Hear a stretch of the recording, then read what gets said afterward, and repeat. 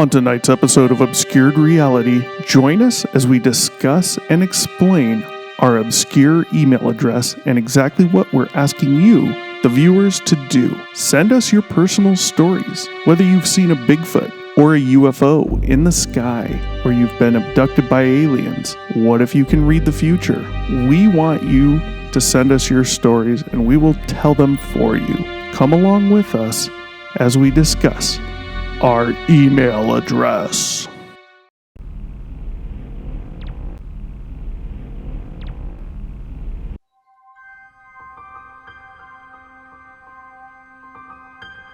Welcome to another episode of Obscured Reality. Join your hosts, Mark and Stephanie, as they take you through a journey of the extraordinary, bizarre, and often frightening world of the unknown.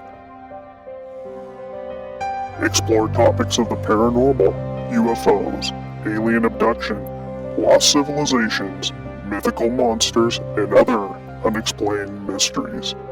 Come along with us as we transcend into another dimension of obscured reality. Welcome back to Obscured Reality. Mark and Stevie are back at you. How's it going, Stevie?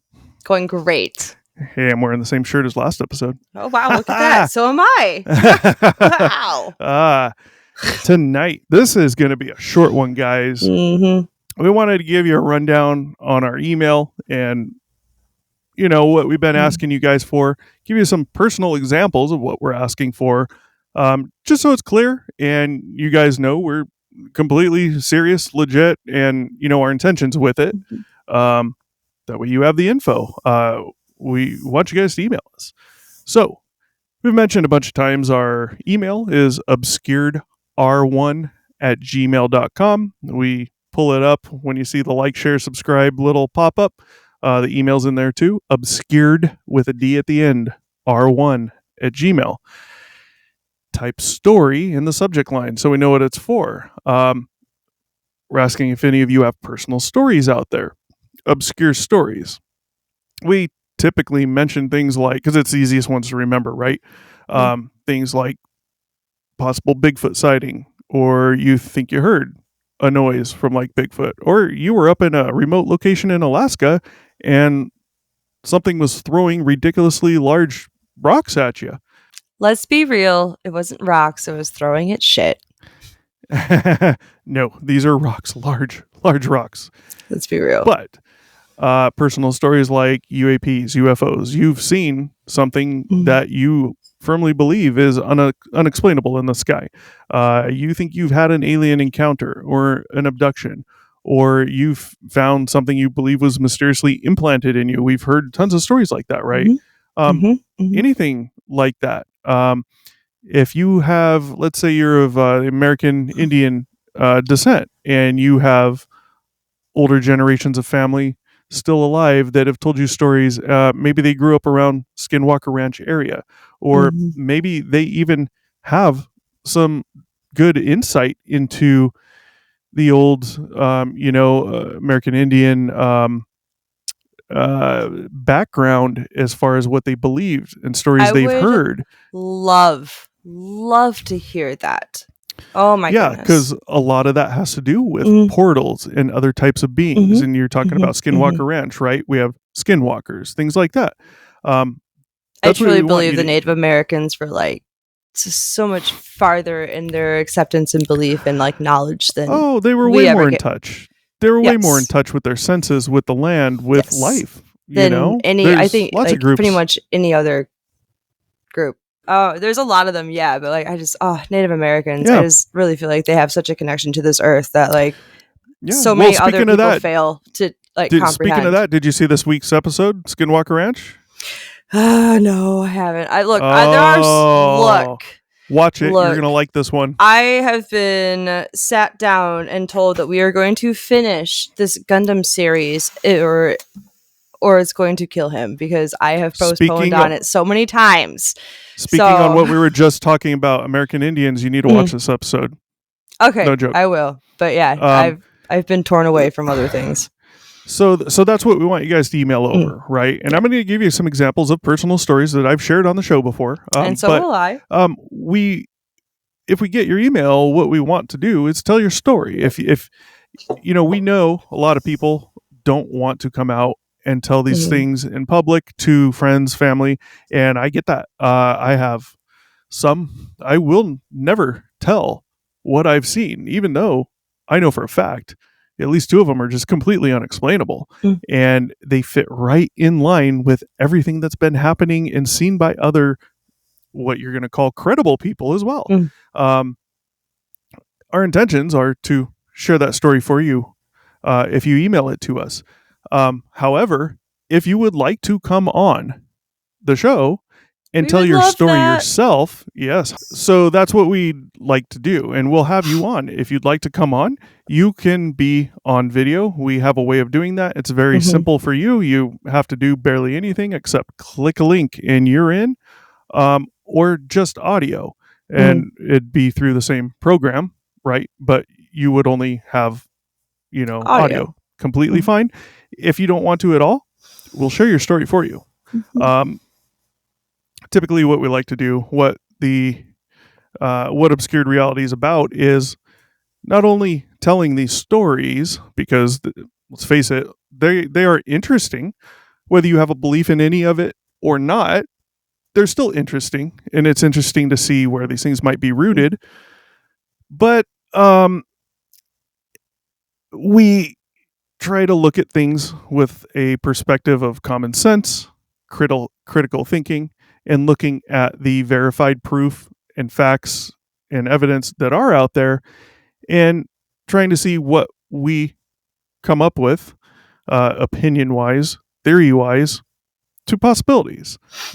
We have zero intent of bashing you for your story. Like I said, I've had my own experiences, and it's hard to say there's not something going on. Firmly believe there is, and Stevie as well. So I've had experiences of the paranormal kind, of the UAP kind, more so the paranormal, honestly. I will pass on paranormal experiences for myself. It doesn't. Honestly, I would rather deal with ghosts than aliens. I'm going to be very honest about that. Nope. Yeah. Nope. Ghosts over aliens. For me, it depends. It depends on the scenario. But that's a brief rundown on what we're about when we tell you about our email, type story in the subject and all that, and let us know your story. So with that said, I'll give a brief rundown of some of the things I've seen, heard, thought, felt, and my outcomes with them, my opinions on them. But very brief. If you want to hear any of those in detail, we have prior shows to today, to this episode, labeled Personal Stories from Whomever. Those are those stories. And I don't even know that they're all out there yet. I may have more. So I'm not sure. No, I'm saying we may have more. I know. I'm just thinking of the ones that have been released and the ones that we've already talked about. Think in your downtime, Stevie. In my downtime, I sleep. Okay. Yeah. Well, so I'll give you a brief rundown on a few I've had. Yeah. I'm going to go with the good ones. I'm going to go with the ones that are definitely I can't assign anything to. I can't assign a reasonable explanation to. And I'll give you a few that you can, and show you the line of thinking. One of them, this is the best one I had. This one we already have out there for you guys. You can go look it up. Where I saw a light in the sky. Not too obscure when you take it at face value for what I just said. However, this light was moving, essentially appeared to be parallel to the ground, not very high, at least from my perspective. That all depends on how far away or how close it was. The brightest light I've ever seen in the sky from a moving object other than a meteor or space junk re-entering the atmosphere, which I don't know that I've even seen. I'm talking about videos we've all seen. And this light was moving fast and ridiculously bright. just a bright white light. From my far right peripheral is when I picked it up, and boom, it got to about my center of my vision, maybe a little bit to the left of my vision, and the light disappeared. Completely disappeared. I'm like, well, what the hell? And a friend of mine was over at the time. At this point, he had not seen it, and I didn't say anything. I thought the brightness was odd, but wasn't a big deal yet. About 3 seconds after it disappeared, the light reappeared in the exact spot it disappeared and continued moving at the same speed it was traveling before. So when the light disappeared, it never slowed down to a stop and then disappeared. When it came back on, it didn't slowly speed up to speed and continue going. It just kept going. It just, as soon as it came on, it was traveling at the same speed it had stopped, Right. The way I always talk about this to people is that 3 seconds of time where the light disappeared, if I had it on video, I could cut that part out where the light disappeared, splice those two pieces together, and replay it, and you would just watch the light go all the way through. You'd never know it stopped. You'd never know the light disappeared. Nothing, obviously, because I cut the section out. But point is, you wouldn't know it stopped. It fucking stopped. Anyways, that's when I told my friend, watch the fucking light. He looks up, he saw it. We went down the driveway, because if we didn't, we would have lost it in some houses and trees. Went down the driveway. I stopped at the sidewalk. Unfortunately, my friend continued into the street and across the street to the sidewalk over there, which caused him to lose sight of it, because his vision was now blocked by stuff that was in the way. Well, I watched this light just hauling ass, and it got to a very particular spot, and it came to a stop, still lit up this time. Within the next 3 to 5 seconds after it stopped, the light went from a bright white, it dimmed to like a lightish orange and then a darker orange, and the whole time it's slowly dimming out and gone. We watched, never fucking came back. I also want to say I had good points of reference. It was from my perspective where I was at, it was right above the house and tree lines. And we're on a slight hill. So it was just above them, which was perfect because great points of reference to tell that. That's how I was able to tell it came back on in the same spot it disappeared. All this stuff. I mean, it was crazy. I have zero explanation. I've run through everything. The only thing you could think of that bright in the sky, the night sun spotlight on police helicopters, and we went through that in the episode. I won't get into it now, but 100% impossible. They would have had to have that thing pointed in the exact same direction the entire time and stayed roughly the same distance away from me for that light to look 100% the same the entire time. But then the glowing turning from the white to the light orange, dark orange, and disappearing. The night sun doesn't do that. Also, the light came back on in the same spot 3 seconds after it disappeared. Well, the helicopter can't go from going that fast to a dead stop to going in 3 seconds. So, another story, lights in the sky. You guys might remember a couple months ago, we had the, what was it? I think it was an asteroid that was flying by fairly close that you should have been able to, I believe in parts of the country, you might have slightly been able to see with the naked eye, but it would have been just like a green like streak in the sky, right? I believe that was around like March-ish. Yeah, I think so. Yeah. If you had a good telescope or something, you should have been able to see it, right? I came outside sometime between like 8, 9 o'clock, and to see if I could even faintly pick up the green where this thing was at. The reason why I was going to get my good camera out, telephoto lens, and take some open exposure shots and try to get some pictures, right? Yeah. And I'm looking, I couldn't see it. I pulled up Starwalk app, and I pulled up, went on Google first and looked up where this thing was supposed to be in the sky. They were very particular, very, they showed exactly where it would be right then, which was, you have, I think it was the Big Dipper. There's a particular star, and I forgot the name of it now. Oh man, that's going to kill me. I want to say it started with a P. Polaris Star. That one's at the end of one of the dippers, whichever one it was. Yeah. Huh? I think it's at the end of the tail. Yeah, I believe so. Like the handle.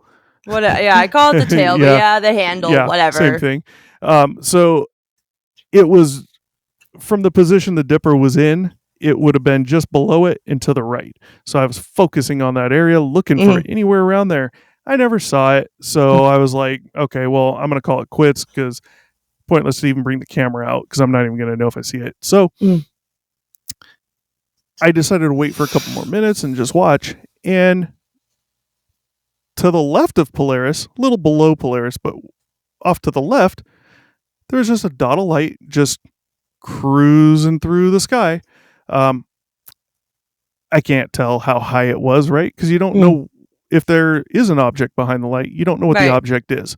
So you have no way to tell, no reference, right? My reference was Polaris, though, and this thing was below it and to the left and moving at a reasonable speed. I would have assumed this would have been a commercial airliner way up high. We have them here. However, it was on a completely different flight path than the commercial airliners come through over here.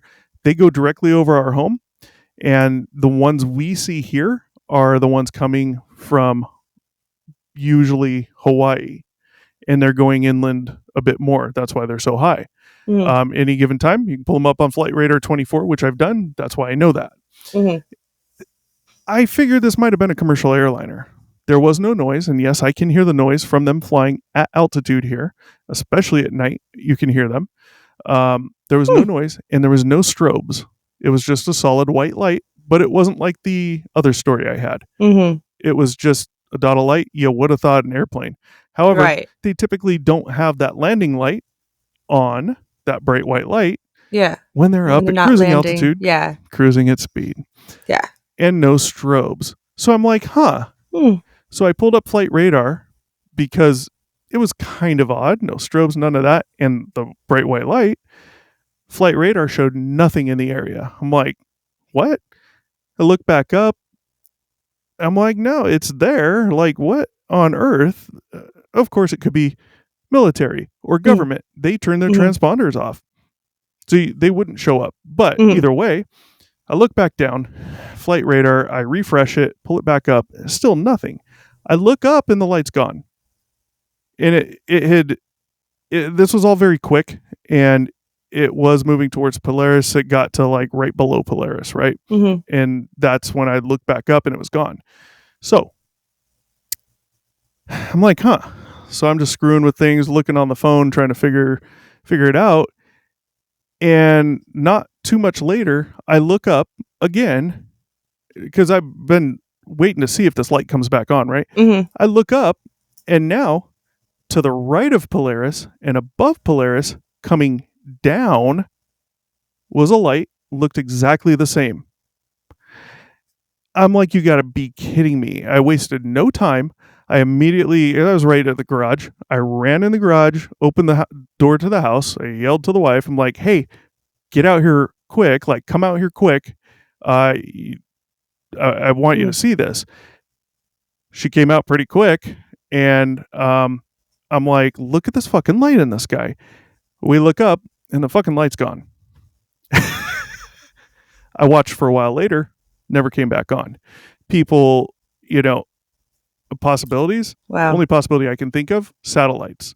However, I've seen satellites out in the Sierra Nevada mountains in pitch black dark where you can see gazillions of stars. Not one of them ever in the years I had been going up there, not one ever was as bright as this. And it wasn't super bright, but it wasn't, it wasn't, the satellites were much dimmer than this. And they just both happen to be going this way. They both disappear. I mean, I've never seen a satellite that just disappeared. You could watch them. Not to the horizon, but you can watch them for a long time. Those are just some examples. I had another one in the Sierras where I didn't see anything. Well, I thought I saw something coming down a trail after an exhaustive trip to the top of a gnarly major mountain and backpacking trip. Coming down the trail, getting close to base camp, and just staring down at the ground as I'm walking because it was just a ridiculous trek and just very tired. And I shit you not, I swear I saw something cross the trail in front of me, a good ways in front of me, but cross from right to left, kind of uphill. And there was like a little embankment on the left side of the trail. And on top of that embankment were large bushes, brush, thick also. And it was enough that I stopped because there are bears in the area, and had a bear, a deer, anything crossed, you would have heard it go through these bushes. I know they're quiet animals when they move, but the brush was just too thick. It would have been impossible. And because it was on an incline, I could see above the brush. I would have seen brush moving. I would have seen the animal, but there's nothing. But what I thought I saw, which was just something dark moving across and large, it was very real. It really felt like something was there. That's enough creepy. that I stopped. Yeah, I stopped. I was looking around. The people behind me were too far behind me, so they didn't catch up right then. Right. Eventually, I started going back down the trail to the spot where I was waiting for them, and I still had the feeling. I was looking behind my back the whole time while I was standing there, which was just a few minutes waiting for, my friends to show up. And, it goes to one of those things like I'm going to attribute it to possible just a trick of the eyes, trick of the brain. It's very unnerving, though. Either way, that is very unnerving. Yeah. Because there is a potential for like legitimate danger out there. So it's like, of course, exactly. Did I see something? Did I not? But the thing is the way this thing looked, like it was bigger than what you're seeing on my shirt here. Yeah, when a bear stands up. Yeah. Right. So it would crash. If it was standing up, it would crash through the underbrush. Like you showed me the picture. I remember it. There's no way. Yeah. And later, much later, meaning after the trip, because this thing is stuck with me to this day. And I didn't think Bigfoot right when I thought I saw this thing. And even thinking about it after, it was much later, at least a few weeks later, you're just constantly thinking about it. I'm like, there's claims of Bigfoot sightings in the area, especially up there, especially remote locations like that. This thing was large. Like, what's the chance? Like, even if this was just a bear, this wouldn't stick with me. It didn't appear to be something normal. But then again, who knows? Exhaustion. Yeah. So I don't know. Do you have any brief ones you want to share? I know you've shared some on the show before. I have talked about my Christmas ornament that randomly started playing one day in my house. My house, just for reference, is like over 125 years old. It has been chopped up into a triplex for probably 60 to 70 years at this point. I only know that because I had a coworker at a previous job who just so happened to live in the exact same apartment I did, like back in the 70s. He was like, "Oh yeah, my son was conceived in your room," and I was like, "That's a little too much information, but all right, you're my a dude." Creep. Yeah. Hey, so apparently, my son was in your room. Yeah, no, he was like, "Yeah, my son was conceived in your room," and I was like, "That." I'm sure that was everybody's room, considering it's a 1-bedroom apartment. But all right. Yeah, so like, you're I was not down. The first one. Stop banging there, dude. Like, look, there's like 125. No, it wasn't even that. He was just overshared.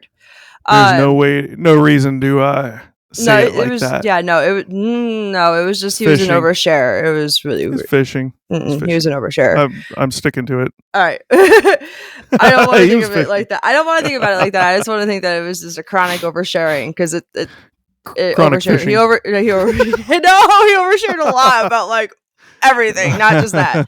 But so basically this house is creepy as shit. So the apartment downstairs has the actual basement door to it. Now, when I say this has a Michigan basement, if you are not from the Midwest, you will not understand. But for everybody else, essentially it is what you see in a movie in which people consider it a cellar. It's most of the time not finished. If it's a good one, it's going to have a cement floor, but it's going to be minimum basic and bare and just full on creepy. So I know a Michigan basement that's in Indiana near you. Creeps me the fuck out because when you walk in from the garage, the stairs to go down to the basement are right there as you walk in the house, and there's no door on it, so it's just pitch black. I cannot stand it at all. I can't stand walking by it. I've been down there; it's finished and all this stuff. But when you're walking by upstairs, it's creepy. Okay, I have a Okay, so look, I'm getting to that. Like, I have a massive fear of basement stairs. That too, they're unsafe. These ones, there's no railing, nothing. God damn, they're steep too. Yeah. So yeah, but this house, it's Michigan basement. Basements are creepy. So I went down there when I first moved in. This was about, I want to say 6 years ago now. And it was just immediately when you walk down, you're like, someone's been murdered down here. Like, it just had this air and this feeling of like... What gave it away? The blood all over the wall? No, it was just a creepy ass feeling in this particular section. And I was like, all right, well, I'm never coming down here. Like, it just got to the point where I was so scared of that basement. I stuck shit in front of my basement door to keep the ghosts in. Leave me alone. Leave me alone. Every time we would have a rolling brownout in this house, I've always felt like a strange energy, almost as if the house comes alive when the electricity gets shut off, because unfortunately when it gets really hot in this town, our sections of our electrical grid will go out. Awesome, great job with keeping up on your industrial shit, but whatever, good job. Okay. You guys still have hanging street lights from yes, we ropes. do. Not only that, but like my particular area in Mishawaka has hanging everything. My company I work for is a cable company, and we bore our lines literally everywhere, but we cannot bore in these areas because it's just impossible. So everything has to be hanging, and it sucks. So whenever that power goes out, it's almost like the house like comes alive again, because it was obviously built before like electricity. And I just feel like these terribly dark energies appear in the doorway that would separate my living room and my bedroom and the kitchen. Maybe the house is alive the entire time. It's just with everything on, the hum of electricity that you don't even realize probably just drowns it all out. Probably. So like I've always encountered a very like upset and angry male spirit downstairs. Like it's just always been a thing. Like I don't know. It's only when I lived here that I've noticed it. Like I've lived in other houses and I've never like felt anything like that. Well, my childhood house I did, and that's actually the house that like instilled the fear of basements. Oh yeah, childhood house. Like oh god, I don't even want to talk about that basement. That shit scared the hell out of me.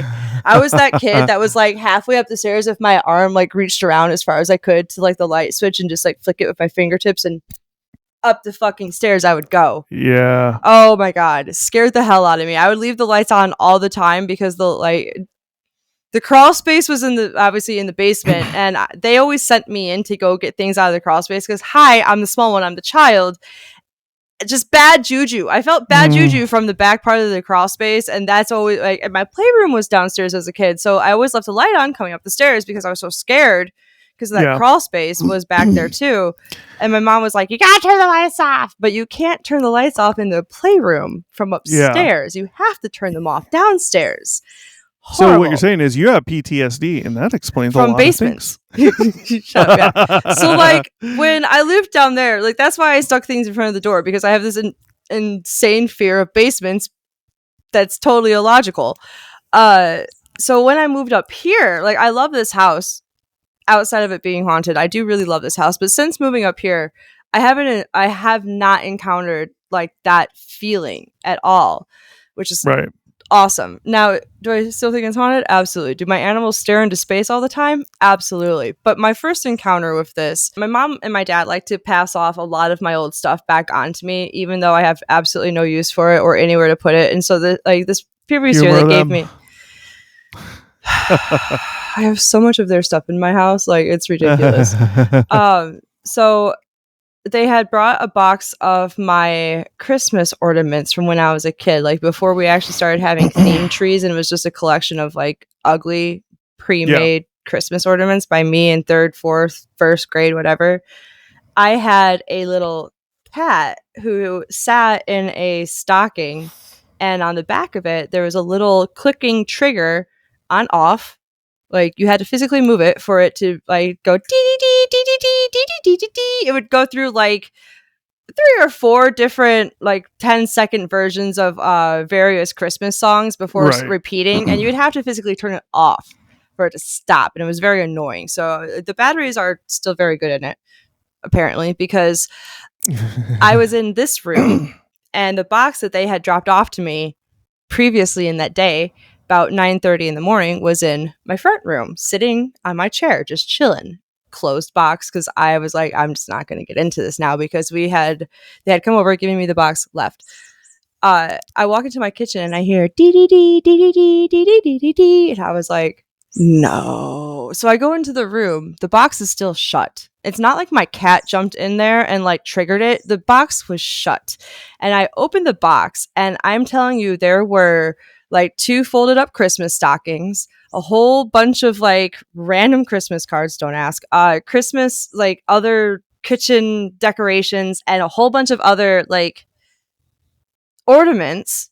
And that was at the very bottom of the box, turned on.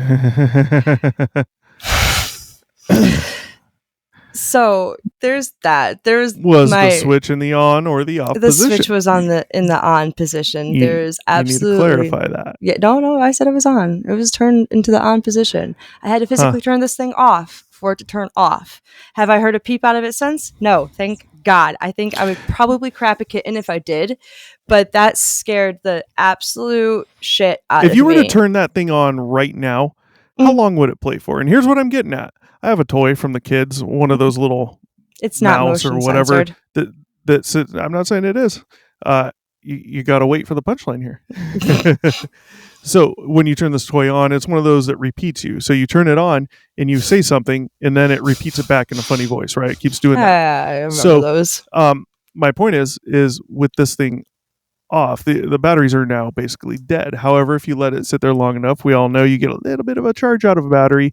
And in a couple days, you turn it back on, and it'll work for 10 seconds, and then it just, And I'm wondering if you know how good those batteries really are in there. Oh, I know exactly what you're saying. Like if I turned it back on, and I let it. No, I'll go grab it right now out of this closet, right? No, there. No, I did turn it on. I did test that. I was like, "There's no way." No. I let that thing run. Okay, so I let it run for a good solid minute or two to make sure it wasn't like... Well, I mean, if you were to grab that right now and turn it on, because it still has those batteries in it, right? Mm-hmm. It would work. If you were to turn it on right now, how long do you think it'd even go for? Until I turned it off. I can guarantee you that. I can guarantee you that. Yeah. It's so yeah. So follow up to that. As I have told you before, I record myself when I sleep because I talk in my sleep and I find it hilarious. Actually, Anthony, we're going to do a show on this, guys. I just got to get some recordings from her. So I can't do it during the summer because my air conditioning just drowns out everything. But between me and Anthony, we have some really amusing conversations with each other in our sleep, and we both say some really wild shit. It's great. You know, I know of a very cheap but good lav mic, a lavalier mic. I don't know if you know about those. Those are the ones you see people using where it's like clipped to their shirt or something. And this one actually sounds really good. That would never plug in on the phone. Well, what I'm saying is you could place it there in the bed very close to you, and it would pick you up, and it would drown out the fan and all that. Possibly. Yeah, I'm just saying. I do sleep on my stomach, and I shove my hands under my pillow, and my air conditioner is right next to me because I crave the cold. So it's just like, it's really loud. But either way, so I have recordings like from before he moved in with me of, it records like sneezing sound, banging, whatever. It would record the dogs. It would record the cat. Yeah. Apparently, during one of the snoring ones, basically me breathing super heavy, I heard walking in the background, like just about 3 or 4 steps, and I was like, no. I sent this one to you too. And that's the one with the walking? Mm-hmm, from forever ago. Then I replayed it, and you can just hear like it's a light and then like 3 solid steps and then a light one again. I lived alone at that point, and that's really disturbing because it's like I haven't caught anything since. Obviously I have my air conditioning running, but like while it was still cold enough where I didn't need my AC, I haven't caught anything since then. But sure shit, I heard footsteps in that one, and that scared me. It's amazing the possible noises that homes make. Not saying that yours did, but I mean, I sit here and work during the day, and there's a noise in our house, and I'm not saying it's anything strange. I'm not stating that, but there's a noise. I cannot figure out where the hell it's coming from, and I think it might be in our big playroom, but I'm not 100%. When I think I've been hearing it for a while, but once I really started noticing it and paid attention and realized I'm hearing something, it's just a quick, like, almost like a click or something. Or when I first really noticed it, it wasn't enough. It was insane. Just boom. Every once in a while, it was enough that I had to turn around and look up in the hallway above the stairs above me, right back to like a very exact location. I even went up there and looked around, and still this has been happening for a while now. Hear it daily, and I can't tell exactly where it's coming from. I have no clue daily whatsoever. Oh, yeah. If it's quiet in the house. Wait, is it just like at the same time every day, or is it just like random? No. Is it multiple times a day, or just that one time? What the multiple? Fuck? Every so often, it doesn't seem that there's a particular time frame. Like it's not at a particular time. There's no set like interval. That's interesting because, like, I'm sure there's an explanation. Settle, but that does not make sense. That is not house settling. This isn't. Yeah, no, it's not. My house doesn't settle either. Yeah, we have a million kids' toys too. So, I mean, it could be something from there. I have a feeling it's from the big playroom, either a toy or some type of device that maybe is randomly clicking. I mean, you got cable, satellite boxes, that type of thing. You have TVs, you have big stereo units. Child toys. Oh, yeah. Not Furbies have ruined me on kids' toys. Not when you have about 1.5 million of them up there. No. There's too much. You can't break it down to only 0.5 million. No. but interesting. Yeah, no, house settling doesn't match the sounds that I heard because my house has fucking settled a long time ago. But also it doesn't I've lived here for about 5 years in this house. I know when my house makes sounds, and it's usually my windows rattling during a storm, during when it's windy. But it's not a thumping sound; it's like a physical. You can hear the glass rattling. When you talk about houses settling, I think what's inferred, at least by me, is you go from a cool night, whatever cool is, and it doesn't have to be cold. I mean, you could only get down to 70 degrees, and that's not cool. But that may be the coolest part of that 24-hour period. And then morning comes, sun comes up, and it might heat up to, let's say, 90, 95 by mid-afternoon, right? At some point in there, as everything's warming up and you're getting warmer air in there, that's typically what people are, referring to with house settling. Obviously, it's settled after they built it. Yeah, it's just because like everything is squeaking because of the expansion and contraction of other materials. Right. Yeah, it's night, just day, cold, warm, all that bullshit. So my house doesn't make that noise. Most of it's carpeted, but it's also this thing was solid. This house is like solid. I wish you lived closer. I would get some lav mics and we would go out and do some. I forgot the name of the app. I talked to you about it before. Yes. Randonautica. We'd do some of that shit. Dude. And we got some haunted places like the Queen Mary. Man. Oh, well, but you live in shitty Indiana. Just kidding. It's not shitty. There's just nothing to do where I've been. And it's hot. Yeah. Anyways. I mean, that's why we literally have a train that takes us directly to Chicago because it's just that boring here. Yeah. Yeah. Any other stories? I have, I have seen what I believe to be a UAP, in a couple different states, 3. However, it's been like almost 2 decades since this happened. So, and I've done, sorry parents. What's that matter?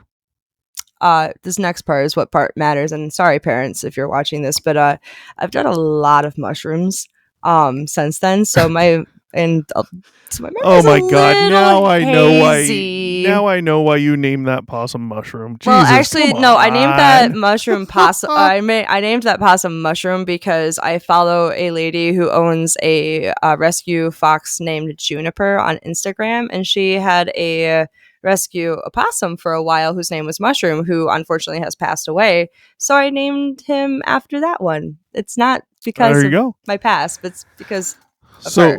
What's wrong with being 2 decades ago? I told you I've done a lot of mushrooms, and my memory is really it's really my memory is fuzzy. So what happened with the UAP that you could remember? It was in Florida. I was working the Renaissance fairs, and we were staying in Tahontasassa, just outside of Tampa, on That's a mouthful. Oh, look, locals can't even say it very well. That's the fun part. You said Pocahontas? Tahontasassa. Right, Pocahontas. So I said that to my Uber driver when I went on my vacation to Florida, and he was like, "You're not even from here, and you can say that better than us." And I was like, "Well, I lived there. I hope I can say that." So I was staying at a campground because when you do the Renaissance Fair, you're only there for like 6 weeks, and then you go to another show. So we don't have apartments. So like we're camping in an RV, and I'm walking to I used to take showers at the shower trailer because hot water. So on my way to like the shower trailer, I saw like it was a really bright light in the sky. I was like, oh, that's bright. I thought it was like a star, whatever. So it was about dusk time, so I went to go take my shower, came back, and I was like, well, it's still there. So I was just like, I don't even know how long I was in the shower for. It's complete honesty. It probably wasn't that long, maybe 10-15 minutes before I came back out.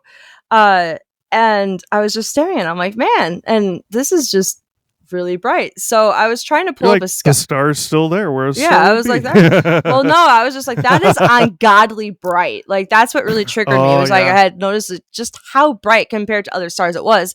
And it was, like I said, originally around dusk time. So by the time I came out of the showers, it was obviously dark and it was therefore still bright, but the other stars around it weren't as bright. And that's really what made me notice it, that it was still just like pow. So I was trying to pull up a star map, and it was like the time where cell phones were just starting to become smart. That sucks. Yeah. And I look up again and I'm watching it, and it just goes bink, gone. Just towards the horizon, doesn't even make it to the horizon, just like binks, and so it quick actually little moved. Movement. It didn't just it shot off. Moved. It shot off towards the horizon and then just disappeared before it hit the horizon. I was like, wow. Yeah, that one, I will forever remember that because I was not on drugs then. Sorry, parents. I was going to ask if you were doing mushrooms. No, this was actually before. This was like right when I started doing the Renaissance Fair, and it was my first show. I didn't actually start like hanging out with the hippies until like my second year or third year into it. Yeah. Yeah. That's interesting. I'd like to see one that actually does that. I mean, what I saw was pretty good, I think, but I'd like to see something that's preferably moving and then just verified. Just that was the first one. I think I'm like 37 now. I want to say I was 19 when that happened. Yeah. Interesting. Any other ones? That I can't give full detail on that. I know there was one in Ohio. I was walking with a friend, like again, Renaissance Fair. We were there for a show. Any other stories in general? Nah. Huh. Well, those are examples of what we're talking about. Personal stories. Most of ours are kind of similar. Hers and mine. But they could be anything as long as they're obscure, unexplainable, not sure. That's the idea. And, we ask questions to talk about it, to see, can we come up with something, but what makes sense out of what happened, what that situation was, there's no, you're full of shit, Stavey. That's not what you saw. It's not what you felt. That's not none of that shit. Yeah. Your experience is your experience, as long as you're not bullshitting us and no bullshit detectors go off. We'll put your story out there. again, we would prefer to have you on. Be better told by you. I definitely think. So I'll skip the like, share, subscribe stuff on this one, but obscuredr1@gmail is our email. Again, type story in the subject line so we know what it is. And we would love to share your stories. Do you agree, Stevie? I do. Good. So with that, do you have anything to add, or are we good? Since we're not doing the like, share, comment, subscribe, I'm not going to tell them about the bell as well. Yeah, you guys know that stuff. We'll save that for the other show. All right.